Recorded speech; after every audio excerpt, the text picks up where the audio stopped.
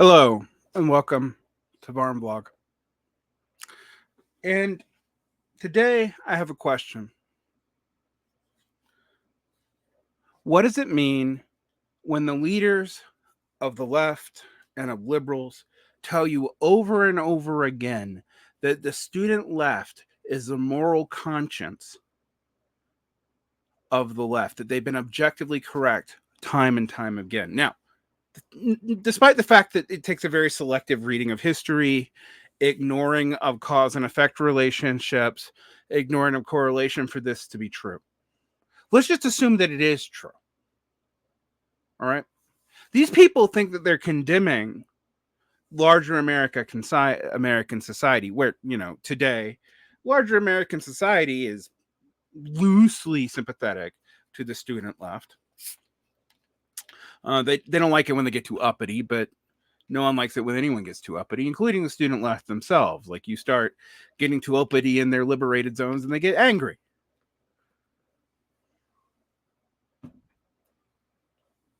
No. It has always struck me that this is actually proof of a profound failure of responsibility. Now, I've been told that I'm passing the torch to the Zoomers too early about the millennial left. Now, the reason why I've been talking about that in that way is because the baby boomers lived for, on average, another 40 to 50 years, and a good third of them are still alive, probably more than that, beyond the failure of their left to achieve anything. In fact, if anything, they give up at a way earlier age than the millennial left did. I mean, the grand high point of the new left is between 65 and 71, right? The new communist movement is between 69 and 75. There's some overlap, but not a ton. By the 1980s, it's almost all gone and it's a cultural wasteland.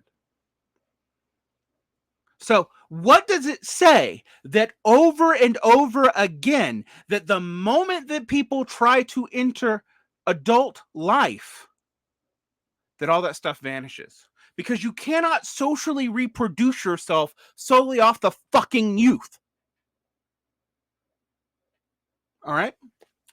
You can't do that. So if the youth are always your conscience, and if they're always the ones taking the leadership game because they're free to do so, because they have no responsibilities, what does that say about the rest of the left?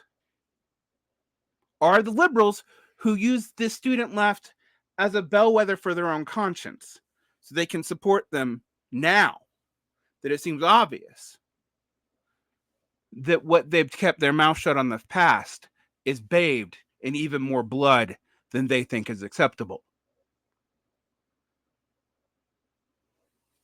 What does that mean? I've been told I asked too many rhetorical questions. That's not a rhetorical question, because I'm not quite sure even I understand what that means. This is not a got you here. Why is it that we empower so many people to ask those entering adult life in an interstitial between the often hyper-controlled youth and hyper-regimented adulthood, in this moment where they have enough discipline to get through school, but enough free time to have passions in which they can pursue passionately before they're brain dead at the end of the day and just want to play video games, are sucked into a life of work and productivity, like some ways myself? What does it say that we have made those people, those young people, the voice of the generation? Yes, it is always the young and the passionate who fight more. But they're not supposed to be the only moral voices in the fucking room.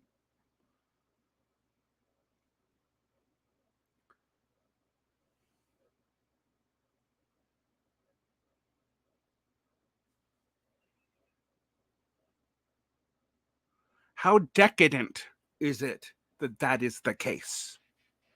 That cringe-worthy students, who we should expect to be cringe because they're trying to figure out what it means to have a sincere politics in a world of LARPing and self-presentation constantly that they've lived with, in the case of these kids, their entire fucking lives, and watch them being encouraged by their elders to be socially engaged, so much so that almost every syllabus I see in the country, even in conservative states, has social activism built into it, and yet the moment they try it and they touch on the money, right, people freak out. Make no mistake, as threatening as BDS and the relationship to Israel is, these elite people are as afraid of just opening up the books at all. They're afraid of any democratic accountability on finances. In a nominally public institution, in the case of the public schools, with these large endowments, are private institutions that are public facing in the places of the Ivies and other elite schools like Stanford, NYU, etc.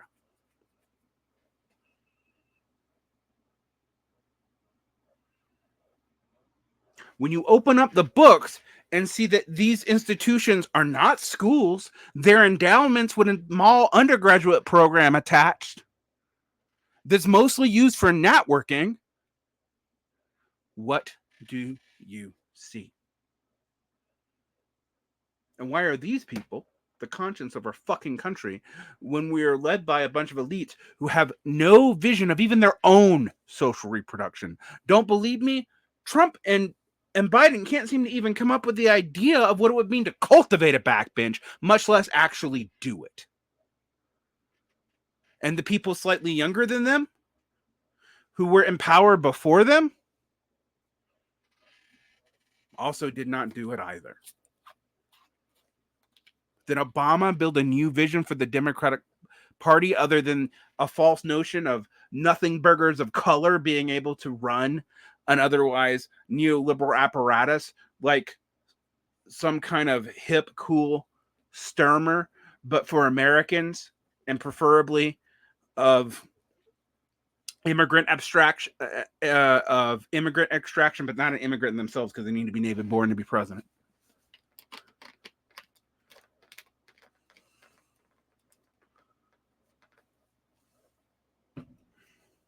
You could accuse me of know-nothingism here, but I think the actual real thing is it's a distraction tactic for how elite all these people really are.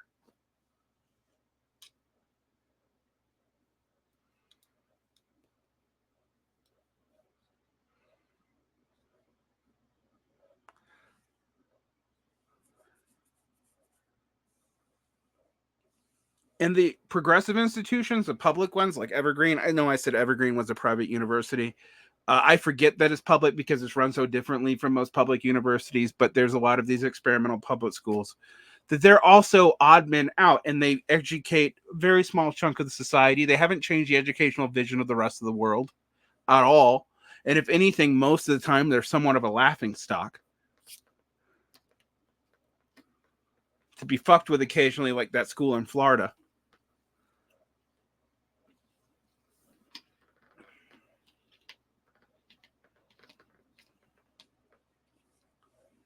What does this mean? See, you feel like you're living in the end times because the people who are in charge both are talking about how the future belongs with the youth, but also have largely not guided them on much of anything and aren't really investing in them and are actively fighting them the moment they actually do what they've oddly encouraged them to do just a few years prior. This should be lost on no one, including the activists themselves. So, I'm not here to tell you that the students aren't the conscience of the left. I'm asking you to ask yourself, why the fuck do you think that should be the case? That a bunch of 19 to 22-year-olds are the only people who seem to have the ability, the leisure, the privilege to have such a conscience? And why are they primarily from elite institutions?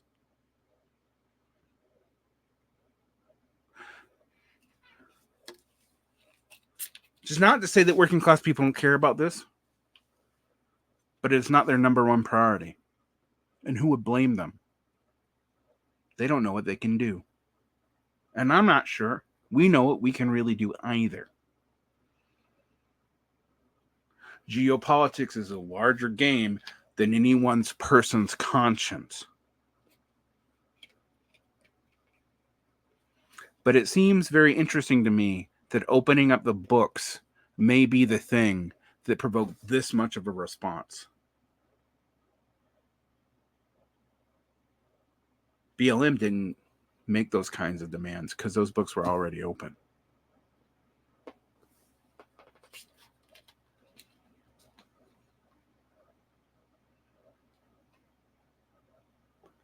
More than Israel,